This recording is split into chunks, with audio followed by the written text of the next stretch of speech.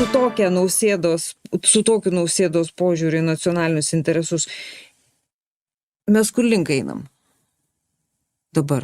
Mes niekur neinam. Mes minkom tą pačią košę, mes tiesiog sėdim kažkokiam tai podė. Toj pačioj pelkėje, liūlanti žemė. Toj pačioj pelkėje, ne, nu tai pasakymas prezidento, kad valstybės turi aukoti savo nacionalinius interesus. Jeigu tai buvo pasakyta, aš irgi nežinau. Aš negirdėjau tokios frases.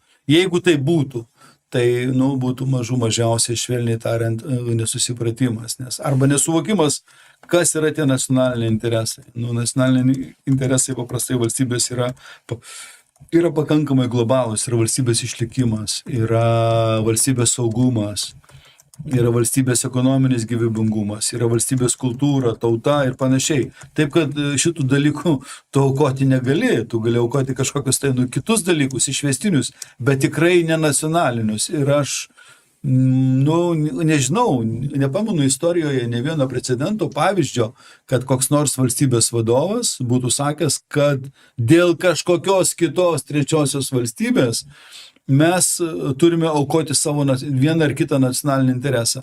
Tokių dalykų istorija, man atrodo, nežino ir jeigu tai yra artima tiesai, ką jūs čia man pasitavote, tai jau būtų verta. Aš mėginu rasti tokią citatą, bet kol kas, čia yra... Aš abejoju, kad kas nors taip galėtų mąstyti. Taip griežtai, taip kategoriškai. Čia labiau panašu į išdavystę šiaip jau. Tai čia kažkas tokio. Jeigu tai buvo pasakyta. Kaip valstybės vadovas galėtų sakyti, kad valstybė turi atsakyti vieno ar kito nacionalinio intereso. Jos apsprendžia ne valstybės vadovas. Valstybės vadovas juos tik tai gina ir retransliuoja. Taip. Tai yra tautos, visos tautos, ta prasme, kaip mūsų buvo kova dėl Vilniaus, ar ne? Taip. Klaipėdos prisijungimas, arba dabar valstybingumo atkūrimas 88-90 metais. Sovietinės armijos išvedimas. Koks prezidentas galėjo pasakyti, kad ne, mums nereikia išvesti Raudonosios armijos 92-93 metais. Mes atsisakom šito intereso, arba atsisakom dar kažkokio intereso. Ne, man atrodo, kad tai yra nerimta. Gal kažką žurnalistai supainioja, Tai taip, kad šitą vietą aš manau, kad taip nelabai galėtų būti, nors kita vertus Lietuva yra stebuklų kraštas ir čia kiekvienas zuikis, bando pasireikšti. Tai čia nebūtų labai jau kažkas nuostabu. Tai dėkui Jums už dar vieną mūsų susitikimą. Taip jau, aiškumo nepadaugėjo šiaip Lietuvoje. Per tą laikotarpį aiškumo, kur link mes judam, nepadaugėjo, ar padaugėjo saugumo, ar padaugėjo kažkokios krypties aiškumo. Kodėl padaugėjo? Va dar vėl, vardan Ukrainos laisvės, dar vienas variantas čia, taukoti nacionalinį interesą dėl Europos Sąjungos valstybės turi aukoti nacionalinį interesą dėl Ukrainos laisvės.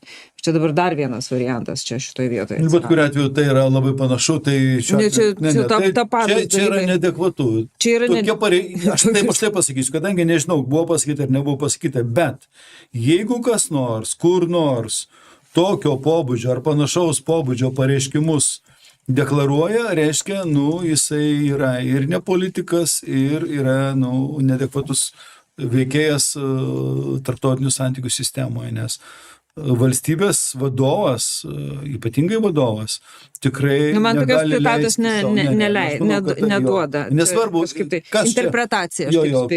Kas tą čia besakytų, kas to nesakytų. Bet faktas, kad nacionaliniai interesai yra aukojami šitoje vietoje, manant, kad priimant tą tezę, kad Ukraina gina Europą. Apie tai ne, aš manau, kad mes labai ryškiai vaduojam tos nacionalinius interesus. To nesakydami. O sakydami kitką, kad karas Ukrainoje yra mūsų karas. Mes aukojame vieną iš svarbiausių nacionalinių interesų. Kokią, Rūta? Taiką, savo taiką. Mūsų valstybė gyvena, nuo 91 metų, kada jinai gavo tarptautinį pripažinimą, iš esmės gyvena totalios taikos sąlygomis 30 metų. 30 metų mes, arba 35, sakykim, 30 metų, jeigu žiūrėsim nuo 91 metų pabaigos. Ir dabar pasakymas, kada mums niekas nepaskelbė karo, mums niekas nepareiškė pretenzijų į mūsų jokias teritorijas, jokių oficialių lygmenių. Mes negavom jokio grasinimo, nieko.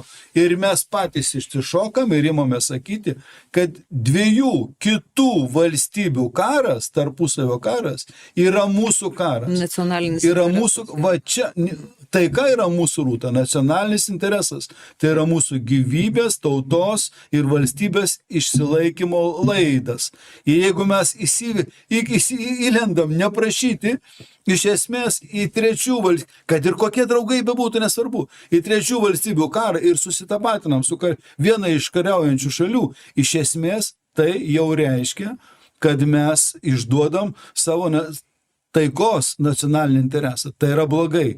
Tai reiškia, mes nesusigaudom geopolitinėje erdvėje, mes nesusigaudom geopolitiniuose prioritetuose. Tai yra ne tik blogai, tai yra pavojinga. Tai yra pakankamai pavojinga, ypatingai tokio dydžio valstybei, su tokiais ekonominiais žmonių gyvybiniais resursais, kokius turi Lietuva. Ir aš linkėčiau tokių dalykų, žodžiu, nedaryti ir nuo to palaipsniui kažkaip tai bandyti atsitraukti. Tiesą sakant, jeigu taip vaizdžiai kalbant, Paluckas lyg tai norėtų, bet jam daužo per rankas. Valios neužtenka. Jis Aš manau, neužtenka, jis neturi tos aplinkos, nes suprantate, jo partneriai mėgino yra pagaudyti, kraštutiniai mėgėjai. Žemaitaitis iš vienos pusės, iš kitos pusės ponas Skvernelis, kuris yra prie visos pagarbos, bet geriausiu atveju policijos komisaras. Jisai išstatė geopolitikai Jeglinską, kuris apskritai yra ten yra nesusipratimas. Jo. Tai va, taip kad šitai vietoj, bet kita vertus socialdemokratų stovykloje yra atrodytų žmonių, kurie masto, kad ir imsi tą patį patriarchą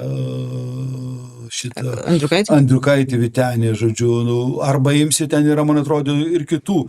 Jie anksčiau buvo labiau drąsūs, bet dabartinė mūsų socialdemokratija, jinai, žodžiu, prispausta po tokių konservatorių vėzdų, toks jausmas, kad jinai iš viso yra pradusi žodį ir ten ypatingai, anksčiau bent vyresnieji dar turėdavo drąsos oponuoti konservatoriams. Atsimenate, būdavo ten Landsbergio ir Andriukaičio dvikovos ištisos būdavo, bus galima chrestomatinės, Sakalas, taip, išeidavo jie. Brazauskas apskritai. Brazauskas, taip. Dabar visą tai yra išnykę ir jie dabar plaukia pasroviui, prispausti. Aš manyčiau, aišku, dalis yra įsitikinę, kad taip turi būti, nes tas dalykas, tas propagandinis presas, kuris veikia 35 metai, negalėjo likti be rezultatų, bet dalis dar yra mąstančių žmonių, yra, sakyčiau, dar sveika dalis toksai, nenudžiūvusi, kamieno šaka, kažkur tai žalia žievė, bet jinai kažkaip ar negauna progos, ar įbauginta. Ar žodžiu, pagal tai, ką aš girdžiu, yra įbauginta. Aš manyčiau, tas faktas, kad mes gyvename 35 metai su įslaptintais KGB agentų sąrašais, irgi daug ką pasako.